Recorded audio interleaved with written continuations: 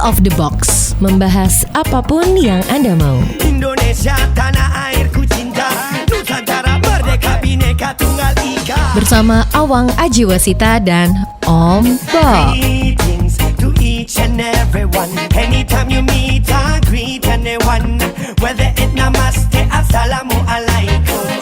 Salam, salam, salam. Halo, kita ketemu lagi di Out of the Box, membahas apapun yang Anda mau. Sudah siap di sini Awang Ajiwasita bersama Om Bob. Yuk, langsung saja kita mulai diskusinya. Om Bob, setelah kemarin Indonesia menjadi runner-up di ajang AFF 2020, sepak bola kita ini semakin jadi sorotan nih. Sekaligus banyak juga pertanyaan yang muncul. Kapan sepak bola kita akan maju? Menurut Om Bob gimana nih? Ya sebetulnya kalau kemarin itu di Singapura tuh bisa runner up itu sudah bagus lah ya. Memang targetnya kepingin jadi juara, tetapi kan ya musuhnya kan juga oke ya.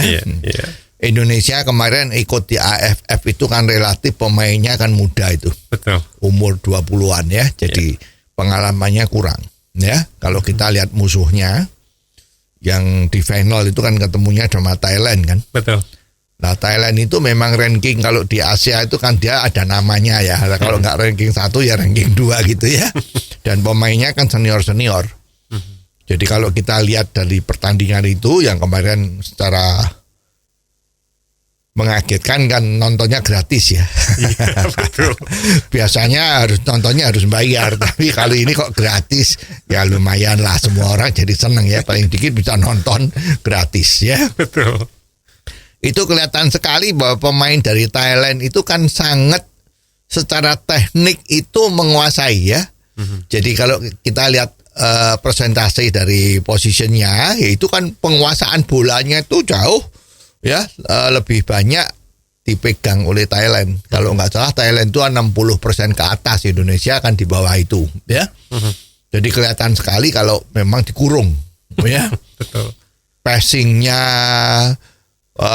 dribble bolanya macam-macam memang secara teknis bagus Thailand gitu, harus diakui ya. Nah, tapi ya cukuplah, kita cukup berbangga bahwa Indonesia bisa sampai ke finalis ya. Dan hadiahnya kan lumayan 100.000 US kalau salah ya. Yes. Kan lumayan ya. Nah sebetulnya pertanyaannya kalau tadi itu bagaimana supaya sepak bola Indonesia itu bisa maju, itu kan harus dilihat sebab-sebabnya kenapa kok selama ini dianggap sepak bola di Indonesia ini nggak bisa maju. Ini yang harus dilihat dulu ya. Padahal penduduk Indonesia itu kan banyak ya, 200 juta lebih ya. Masa nggak ada sih cari 11 orang yang bisa main sepak bola baik. Gitu kan. Nah kalau memang selama ini nggak bisa ya mestinya ada sesuatu yang kurang. Ya, kalau kita flashback dulu ya pada tahun 50-an ya. Itu Indonesia kan termasuk hitungan bagus. Ya. Kita pernah menahan klub dunia nomor 1, yaitu klub dari Soviet waktu itu namanya klub Dinamo. Ya, waktu itu tadi sama PSSI, bayangin PSSI bisa menahan kacamata 0-0. Kan luar biasa itu, klub dunia nomor 1 ditahan 0-0 sama Indonesia. Itu prestasi yang terbaik. Jadi Indonesia itu tahun 50-an. Sejak itu ya merosot terus, tidak ada lagi. Ya. Nah kalau kita mau lihat sebab-sebabnya itu ya nomor 1, kenapa kalau dulu itu banyak tokoh-tokoh sepak bola yang hebat-hebat pada tahun 60-an ya. Ada waktu itu kan ada yang namanya Ramang ya, itu juga legendaris ya. Ada juga pemain legendaris turunan Tionghoa itu namanya Leong Ho ya, Margatan ya, nggak salah ya. Nah itu juga yang lain-lain, itu banyak tokoh-tokoh ya yang betul-betul dedikasinya, hatinya itu, jiwanya itu ada di sepak bola. Tapi belakangan ini kok rasanya nggak ada. Ya, Nah, kalau kita diskusi dengan teman-teman itu, semua orang Indonesia kan suka sepak bola. Sepak bola itu kan termasuk olahraga yang paling dicintai, disukai oleh rakyat Indonesia. Itu kalau rankingnya nomor 1 sepak bola. Betul, ya? betul. Itu ternyata salah satu sebabnya adalah bahwa permainan sepak bola itu kan ada adu fisiknya. Ya. Jadi beda dengan permainan badminton. Badminton kan nggak ada adu fisik. Artinya tidak ada sentuhan fisik. Betul. Iya. Ya, dan netnya. Mainnya kan di belakang net. Kalau sepak bola kan campur baur di dalam satu lapangan. Betul. Ya. Ya. Nah, ini salah satu sebabnya adalah itu. Ya, bahwa orang-orang pada takut kalau ada adu fisik. Ini biasanya itu kelihatannya loh ya di Indonesia ini kan banyak sekali kecelakaan terjadi di dalam arena sepak bola. Ya, contoh terakhir tuh di Aceh kemarin kan. Ada kiper yang tertendang ya. Tertendang itu artinya sepertinya tidak sengaja kepalanya kena sepak dari kakinya pemain melawan. Dan ternyata kiper itu meninggal kan? Iya. Ya, kepalanya kena sama sepatunya. Nah, itu kan menjadi problem. Kenapa ini bisa terjadi? Dan nggak cuma itu. Banyak pemain-pemain kita yang kakinya patah karena kena tackle. Iya, betul. Ya. Nah, ini kalau kita nganggap bahwa ini karena orang-orang minat main sepak bola itu menjadi berkurang karena adanya adu fisik. Ini mestinya ini harus menjadi catatan dari kita.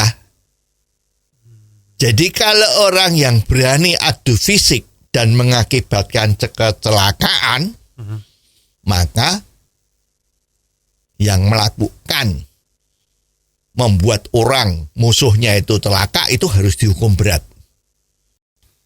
Bila perlu tidak bisa lagi main sepak bola seumur hidup. Wow. Ya, itu satu. Supaya jangan lagi nekat-nekatan. Ya. Asal ketemu yang penting hantam kromo. Yang ditendang tujuannya bolanya, ya tujuannya. Tapi dalam tanda petik tujuannya itu kakinya. Kakinya itu kan tulang yang di depan itu, ya itu kan patah itu kalau ditendang itu, ya. Jadi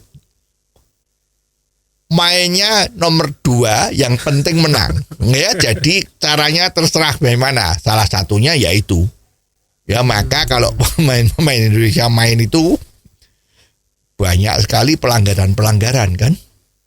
Kita lihat itu kemarin yang di final itu kan juga begitu. Pelanggaran yang dilakukan Indonesia lebih banyak ketimbang Thailand, maupun waktu bertanding dengan Singapura, Vietnam maupun Malaysia itu pemain di Indonesia itu rata-rata pelanggarannya lebih banyak ketimbang musuhnya. Nah, ini mestinya ya waktu memberi latihan itu harus dikatakan, harus diindoktrinasi otaknya bahwa permainan sepak bola ini kan ada adu fisiknya. Jadi sebagai seorang olahragawan yang menjunjung tinggi sportivitas, itu nggak boleh lagi kalau very koloso yang dihantam tuh fisiknya musuh. Kelihatannya bolanya tapi fisiknya, seperti kemarin yang kiper yang kena tendangan kaki dari pemainnya yang di Aceh itu.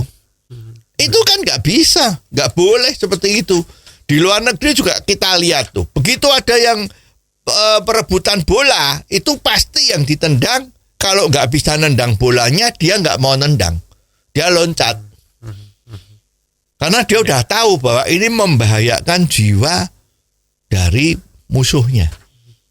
Musuh di sini kan bukan musuh betulan, tapi musuh dalam olahraga kan. Lawan main ya. Iya, lawan main kan. Ya, jadi nggak boleh dianggap musuh. Itu sahabat kita sendiri, sama-sama olahragawan. Tapi di sini kan nggak. Kejadian ini banyak sekali, sehingga orang yang mempunyai niat dan pengetahuan baik tentang sepak bola, dia terima jadi pengamat. Dia nggak mau main karena masih merasa ini salah-salah, gua kena gampar nih dan tidak ada hukumnya. Kartu merah pun nggak cukup ya Om Bob ya? Enggak. Ya harus kartu merah dan plus. Kalau memang dia itu membahayakan, ya harusnya tidak boleh lagi main sepak bola. Dan ini ada tingkatan-tingkatannya. Tetapi yang terang kan Indonesia nggak pernah ngeluarin seperti itu, aturan-aturan yang begini. Nah, ini salah satu sebab. Bahwa sepak bola di Indonesia itu susah mendapatkan bakat-bakat yang hebat. Ya.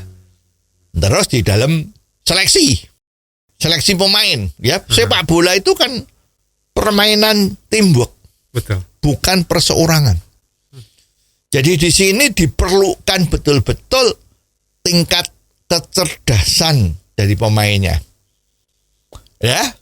Nah, jadi supaya pada saat bertanding dia itu nggak cuma lihat kemampuan dia punya sendiri, individu. Tapi dia bisa lihat situasi. Ini memang perlu saya tembak ke gawang, ya. Apa perlu saya akses ke teman saya? Itu diperlukan tingkat kecerdasan yang benar. Ya, jadi tidak boleh egois. Saya kepengen yang masukkan, jadi bola tuh dari jarak jauh tuh udah digiring sendiri, didribble sendiri. Tembak sendiri. Ya menonjolkan keinginan individunya itu nggak boleh. Jadi diperlukan IQ yang tinggi. Jadi rekrutmennya juga harus dengan sistem untuk melihat apakah IQ-nya seseorang tadi itu cukup tinggi agar supaya teamwork dari sepak bola kesebelasan kita ini bisa prima. Ya, jadi seperti itu ya. Okay. Terus ada juga nih latihan fisiknya bagaimana? Penting. Nah, jangan cuman keterampilan di dalam membawa bola, menendang bola, tapi fisiknya 45 menit kalau kita ketemu dengan musuh yang setingkat aja deh, nggak usah yang lebih hebat ya. Itu kita akan dihajar habis-habisan karena fisiknya kita kalah kuat. Ya, sepak bola zaman sekarang itu beda dengan sepak bola zaman dulu. Zaman dulu kan sepak bola by positioning. Yes. Kalau you main back ya di belakang saja. Kalau mainnya gelandang ya di depan, ya. Tapi sekarang kan total football. Sejak 30-40 tahun yang lalu itu sudah menjadi total football. Walaupun posisinya gelandang atau back, kalau diperlukan membantu timnya ya semua maju. Semua maju menyerang gawang, semua mundur melindungi gawang kita sendiri. Ini diperlukan stamina yang luar biasa. Maka stamina dari pemain-pemain kita ini harus betul-betul dilatih secara fisik. Ya, saya dengar tuh pemain-pemain kita yang masuk training center ya, itu kalau suruh bangun pagi malas. Ya maunya begadang. Jadi pengennya enak ya, latihannya nggak usah berat-berat, tetapi mau jadi juara mana bisa. Ya kan? Nah, ini kan secara teori itu untuk menjadi seorang juara itu kan ada yang istilahnya itu deliberate training. Ya. Artinya kalau diterjemahkan lebih sederhana itu bahwa seseorang itu kalau mau jadi ahli itu harus melalui yang namanya deliberate practice, yaitu 10.000 jam harus dilalui bagi seseorang untuk menjadi hebat. Wow. Jadi kalau misalnya dia mau latihan lari kencang supaya napasnya tidak putus-putus, itu latihannya 10.000 jam. Okay. Kalau mau latihan menendang pakai tangan, mau menendang pakai kaki kiri, karena mungkin dia mainnya kiri luar, ya. Okay. Itu harus latihan pakai kaki kiri nendang bola itu 10.000 jam. Jadi sehari kalau you latihannya 7 jam ya 10.000 bagi 7 itu berarti berapa hari? Itu yang harus dilakukan. Kiper juga begitu. Dia harus latihan 10.000 jam sebagai kiper. Loncat kanan, loncat kiri. Ya, jempalik bawah, kanan, bawah, kiri. Ya. Iya. Jadi harus ditendang dengan banyak orang. Ya, latihannya itu 10.000 jam baru bisa jadi profesional. Jadi hebat. Lah ini apakah dilakukan? Ya, jadi nggak cuman sebentar-sebentar istirahat, capek. Dan pelatih kita sering-sering, pelatih yang kemarin-kemarin lah ya, yang sekarang ini kan pelatih yang dari Korea ini kan dipuji-puji terus nih. Ya, itu tidak cukup kuat untuk bisa memberi order yang dijalankan dengan baik. Jadi wewenangnya pelatih itu sebetulnya menjadi nomor 1. Kalau yang dilatih itu menunjukkan tidak bekerja sama dengan baik dengan pelatih, maka sebetulnya pelatih itu punya hak untuk memecat. Ya, oke, you nggak boleh menjadi tim nasional, you harus pulang kandang. Itu haknya ada di pelatih. Nah, sering-sering di sini kan pelatih itu agak sungkan karena itu salah satu pemainnya itu ternyata maaf ya, masih ada hubungan teman dekat atau family dari pengurus PSSI. Ya, jadi ternyata di dunia sepak bola itu juga konon ada yang namanya titipan-titipan. Wah, ini ponakan gua, ini family saya, ini masih paklek saya, ini masih apanya gitu ya. Jadi KKN itu ada juga. Jadi pelatihnya nggak bisa. Nah, kebetulan pelatih-pelatih di Indonesia itu kan juga sebagai mata pencaharian. Yes. Nah, kalau dipecat kan nggak dapat penghasilan. Wah, daripada dipecat nggak dapat penghasilan, ya udahlah. Ya udahlah. Itu juga menjadi faktor. Ya, jadi kalau kita lihat pemain-pemain sepak bola di luar negeri itu latihannya jauh lebih keras. Disiplinnya juga dibandingkan dengan pemain-pemain Indonesia. Ada contoh ketidakdisiplinan dari pemain kita nggak ya? Ya, ketidakdisiplinan pemain Indonesia itu kan terungkap kemarin kejadian di Singapura itu. Ada 4 pemain yang sama pemerintah Singapura itu kan tidak boleh ikut pertandingan pada saat final leg 2 bertemu dengan Thailand. Ya, ada yang ngomong, coba 4 orang itu boleh main karena salah satunya kan gelandang tuh. Betul ya. Ya, siapa itu namanya itu ya? Oh, itu kalau main kan mungkin bukan 2 sama. Bisa 7-2. Kalau 7-2 kan Indonesia jadi menang juara ya kan? Akreditasinya jadi tinggi kan? Iya kan? Nah, sekarang ternyata kok tidak. Nah, ternyata ada 4 orang malam hari sebelum final itu keluyuran keluar dari hotel di mana mereka tinggal, ya. Ini kan situasinya lagi pandemi, apalagi Singapura sekarang pandeminya kan juga lagi naik daun, ya. Indonesia lagi turun daun, Singapura lagi naik daun. Maka pemerintah Singapura kan mengeluarkan peraturan. Ini pertandingan sepak bola ini boleh dilaksanakan, tetapi harus dengan prokes ketat. Yes. Ya, para pemain harus diisolasi di satu daerah yang namanya bubble. Yeah. Tidak boleh keluar dari bubble itu. Ya, ada 4 pemain Indonesia yang keluyuran. Ya, kita nggak ngerti ngomongnya sih mau beli keperluan makan atau apalah, apa di sana tuh kurang makan juga kita nggak tahu ya. Yang terang kalau orang Indonesia ke Singapura itu kan mesti mikirnya shopping ya. Apalagi ini final, kalau besok udah selesai kan pulang kalau nggak bawa oleh-oleh bagaimana? Dan kira-kira begitu kan. Oke. Ada 4 orang meninggalkan bubble wilayah itu.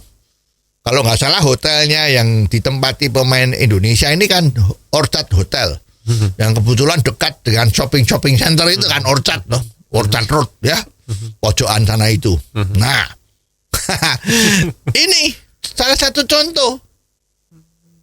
Ya, ditanyain lah, kenapa kamu meninggalkan daerah bubble untuk belanja-belanja, yang ngomongnya kan mau belanja makanan apa minuman, udah pokoknya kurang makan, kurang minum gitu ngomongnya.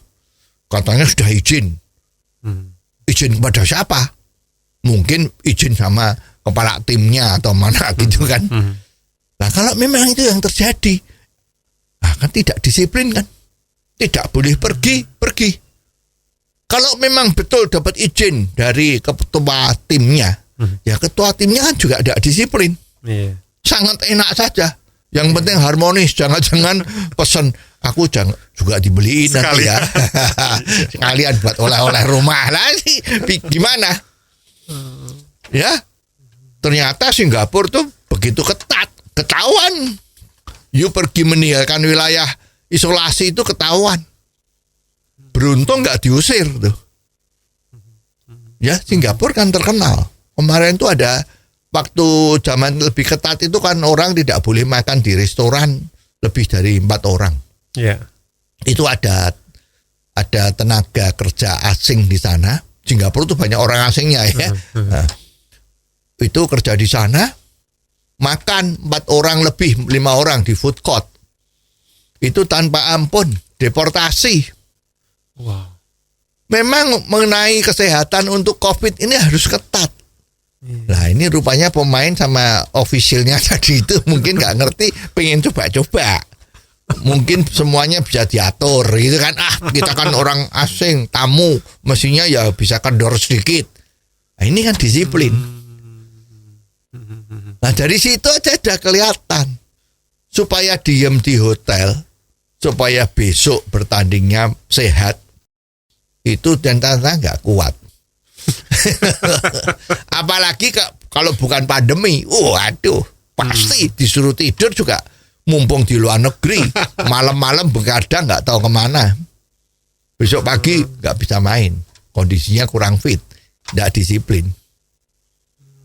Ya jadi sangat mempengaruhi prestasi olahraga Indonesia tuh ya salah satu atau salah 2 tadi itu ya ini yang harus diperhatiin. Tapi kalau untuk mengembalikan kualitasnya lagi, yang paling urgent faktor yang mana dulu Om Bob ya? Susah. Ini harus dilakukan bersama-sama. Oke. Ya tadi ngomong, kalau memang ada bakat, itu dulu kan ada itu tim pencari bakat. Keliling di seluruh Indonesia lihat pertandingan di kampung-kampung. Iya. Atau di desa-desa itu loh. Ini kok ada pemain alam yang hebat-hebat. Lah itu ditarik untuk jadi pemain PSSI yang mewakili negara. Sekarang kelihatannya nggak ada itu. Oh ya, tim yang keliling cari bakat itu nggak ada. Susah. Ya, jadi sebetulnya kalau memang mau maju ya jangan mikir seperti Lampu Aladin. Sekarang datangi pelatih yang hebat, tahun depan juara, ya nggak bisa. Ya. Nah juga pelatih itu jangan gonta-ganti terus. Tapi ini sekarang kelihatannya udah oke lah. Pelatih dari Korea Selatan ini sudah menunjukkan prestasinya di Piala AFF ini udah kelihatannya bagus, sepertinya mau diperpanjang. Ya memang penanganan tim oleh satu pelatih itu nggak bisa setahun 2 tahun, bisa minimum 4 tahun lah. Supaya tahu karakter dari pemain itu gimana, caranya memotivasi dia gimana. Kan orang itu kan beda-beda, kepalanya sama-sama tapi rambutnya beda, botaknya juga beda. Jadi harus dilakukan PDKT yang secara personal oleh pelatihnya. Kalau setahun ganti, 2 tahun ganti, ya mana bisa ngerti, susah juga. Ya tapi sekarang ini katanya udah diperpanjang kok ya. Tapi apakah faktornya hanya itu aja Om Bob? Ada faktor-faktor yang lain nggak ya? Ya ada. Ya kalau seorang itu sudah mempunyai keterampilan yang hebat, kemampuannya yang hebat, tapi pengalamannya nggak ada, itu ya seperti jago kandang.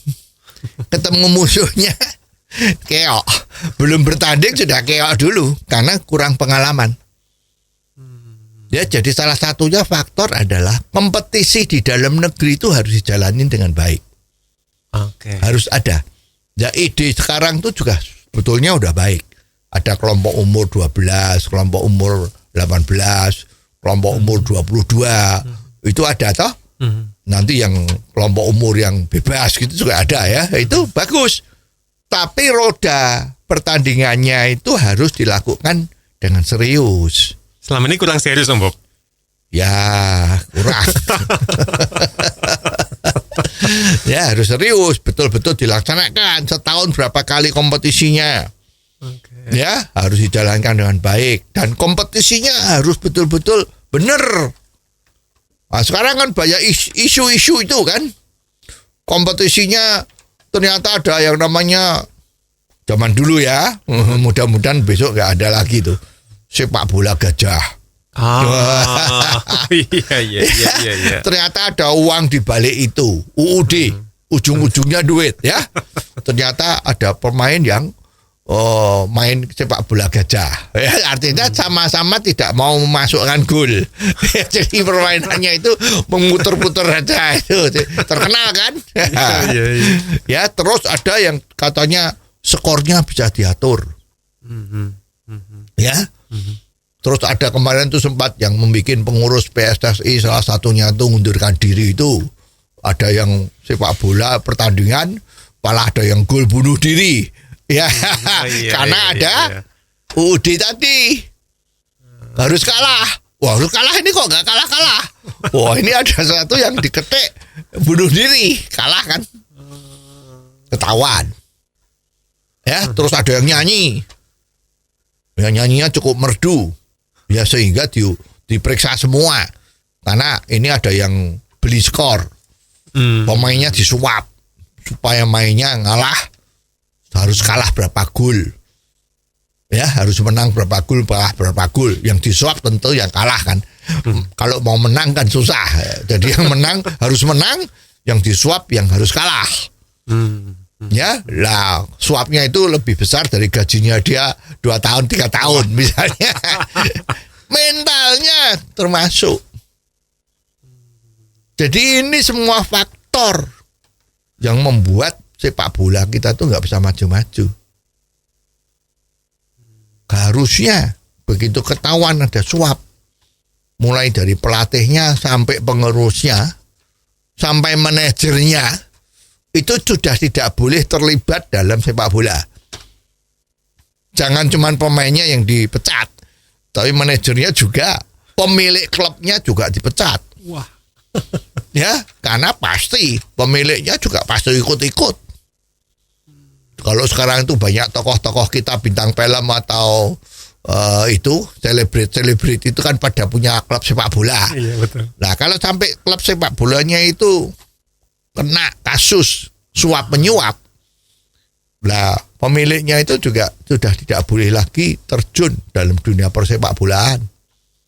Ya, ini yang susah. Dan yang luar biasa lagi dulu zamannya PSSI, sekarang sih kelihatannya sudah mending lah ya. Itu pemainnya sepak bola di Indonesia itu popularitasnya kalah dengan pengurusnya. Jadi yang diekspos sama media massa itu pengurusnya terus. Pengurusnya hebat, siapa, macam-macam, jabatannya apa, macam-macam. Tapi pemainnya itu eksposnya sedikit. Jadi sekarang kalau ditanyain Indonesia itu kalau dunia persepak bolaan tuh yang terkenal siapa? Ini memalukan. Yang terkenal tuh pengurusnya.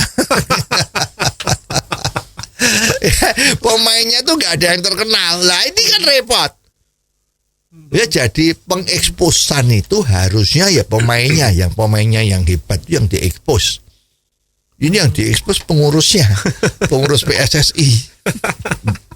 Nah, ini juga mengakibatkan motivasi dari pemain itu menjadi kurang. Ya tak? Nah, coba kalau dieksposnya positif, semua orang jadi memuja-muja, lah semua orang berlomba-lomba jadi pemain sepak bola yang bagus. Ini nggak ada, kan susah. Tapi kalau di beberapa pertandingan itu sudah ada loh, Bob, Satgas yang menggunakan rompi anti mafia bola itu. Bob gimana itu? Itu kan seperti jargon-jargon sekarang yang ada di tempat kita. Yo, say no to korupsi.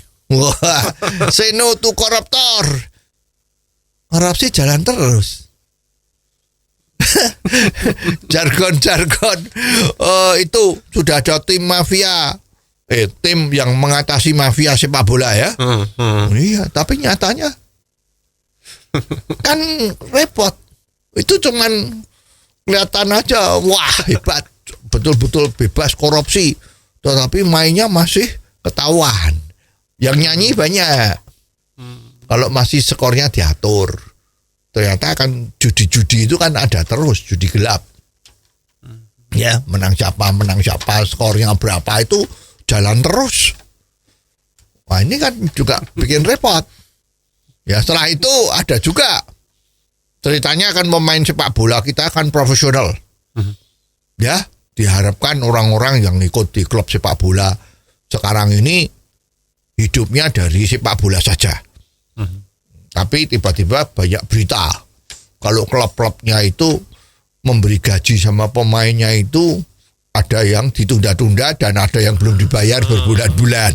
Nah ini gimana? Kalau di luar negeri yang namanya pemain sepak bola profesional, ya memang dia itu hanya mainnya sepak bola. Tadi itu deliberate practice itu dia harus main sepak bola terus sampai hebat, mencapai 10.000 jam tadi itu supaya kalau lari gesit seperti kancil, nendang luar biasa seperti Buto ya, luar misalnya begitu. Nah, Indonesia kemarin kalau lihat tuh nendang tuh miring-miring terus. Ya, bolanya nggak bisa lurus, cak enggak ya. Itu. Nah, sekarang kan enggak. Kita main sepak bola terus kok gajinya terlambat, gajinya nggak turun-turun.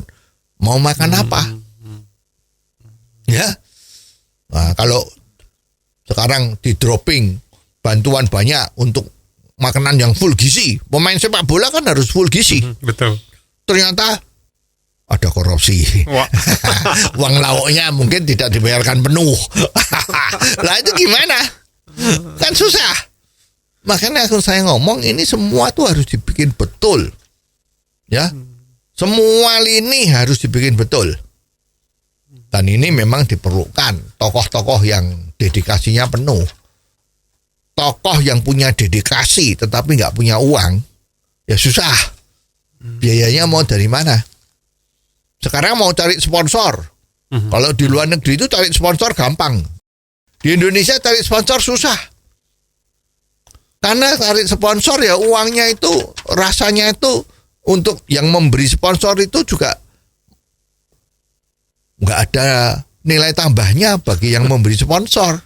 Permainannya nggak bagus, jangan-jangan uangnya nggak nyampe. Nah, ini jadi repot. Ya, jadi secara keseluruhan memang harus cari tokoh yang betul-betul dedikasinya ada mengenai sepak bola. Dan tokohnya ini ya harus dicukupi hidupnya supaya mikirnya hanya sepak bola saja. Ya, nah terus harus ada yang dukung.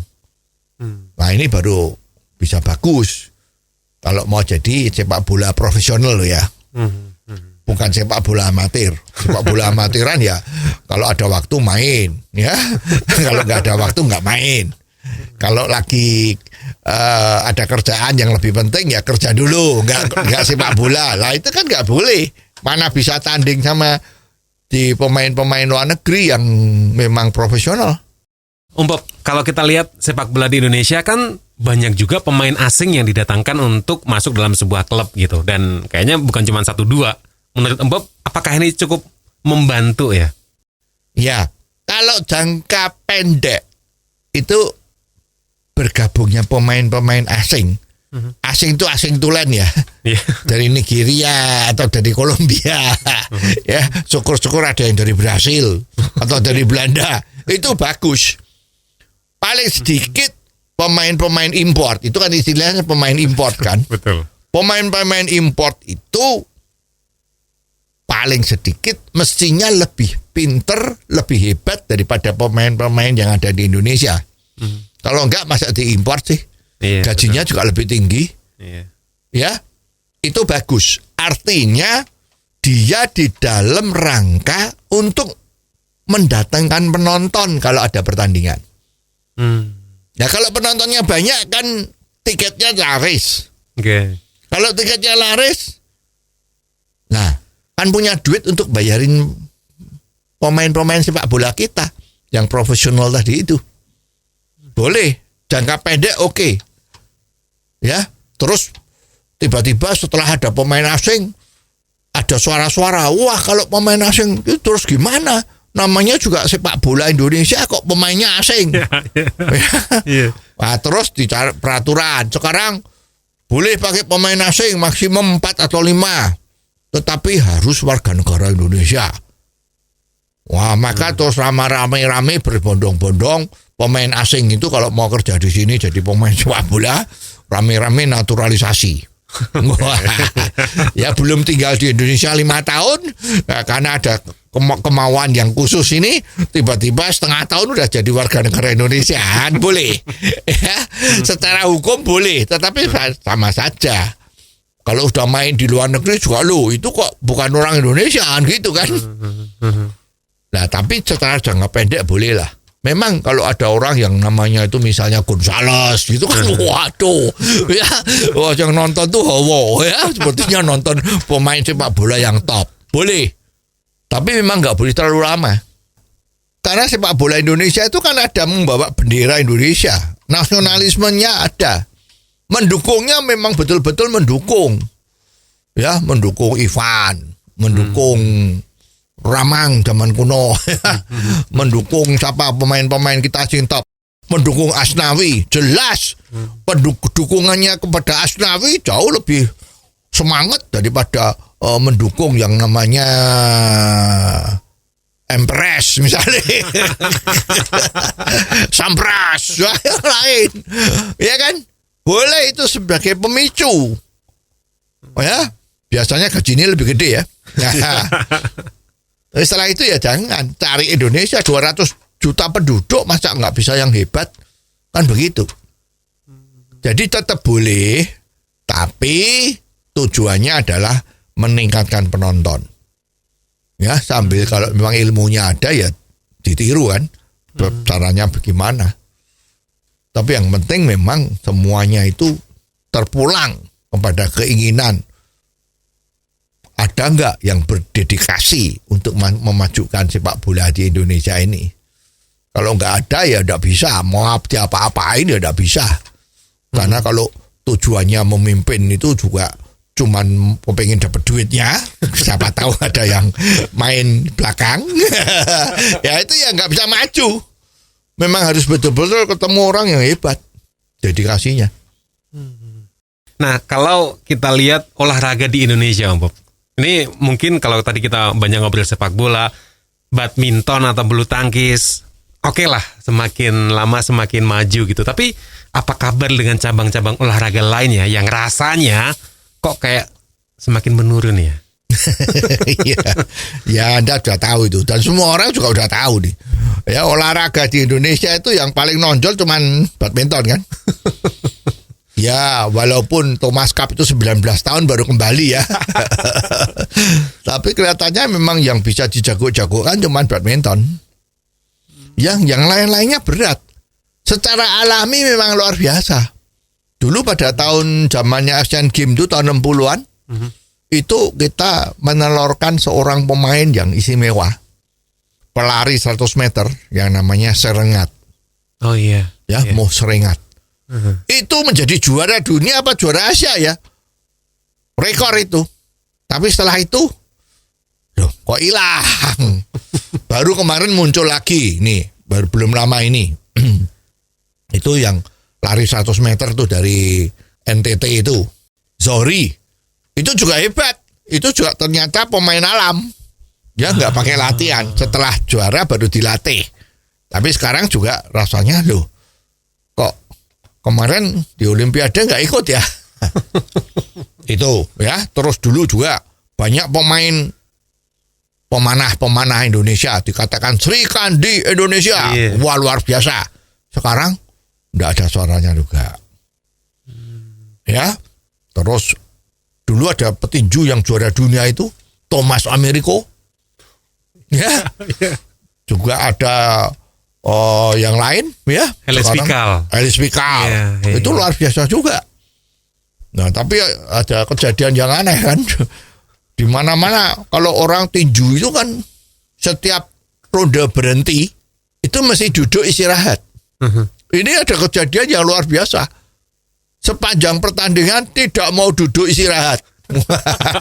Katanya kalau duduk malah capek.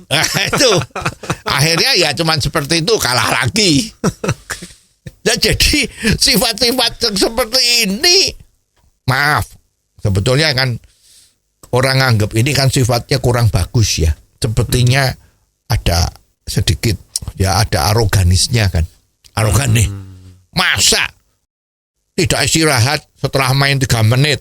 Di mana-mana musuhnya duduk kasih minum, ini tidak minum, tidak istirahat, masih berdiri, masih menantang. Ini dadaku, mana dadamu? Ayo terus maju. Wah, gimana? Ini ya mestinya ada efeknya. Jadi sifat-sifat yang seperti ini yang harusnya diperbaiki juga. Kan repot kalau seperti ini, ya.